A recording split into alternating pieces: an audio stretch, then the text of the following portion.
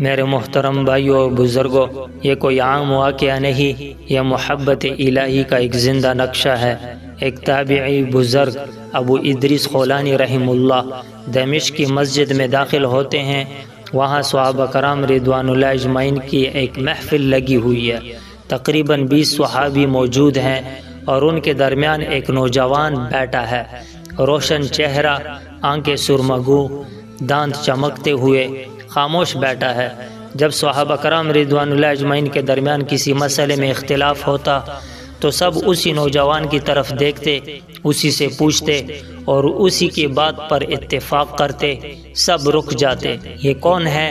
یہ ہے حضرت معاذ بن جبل رضی اللہ عنہ، وہ صحابی جن کے علم و اخلاص کی گواہی خود رسول اللہ صلی اللہ علیہ وسلم نے دی۔ اگلے دن ابو ادریس رحم اللہ معاذ رضی اللہ عنہ کے پاس جاتے ہیں اور کہتے ہیں، واللہ میں آپ سے اللہ کے لیے محبت کرتا ہوں۔ حضرت معاذ رضی اللہ عنہ فوراً پوچھتے ہیں، اللہ کی قسم کھا کر کہہ رہے ہو؟ انہوں نے کہا، ہاں اللہ کی قسم۔ تب معاذ رضی اللہ عنہ نے خوشخبری سنائی، فرمایا، میں نے رسول اللہ صلی اللہ علیہ وسلم سے سنا ہے، اللہ کے لیے محبت کرنے والے قیامت کے دن عرش کے سائے میں ہوں گے۔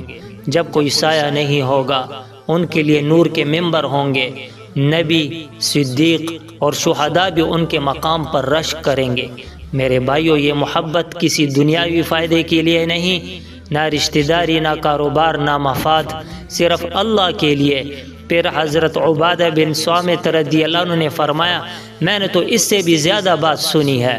اللہ تعالیٰ خود فرمائیں گے، میری محبت واجب ہو گئی ان لوگوں کے لیے جو میرے لیے محبت کرتے ہیں، میرے لیے بیٹھتے ہیں، میرے لیے ملنے جاتے ہیں، میرے لیے ایک دوسرے پر خرچ کرتے ہیں، میرے لیے خیر خواہی کرتے ہیں۔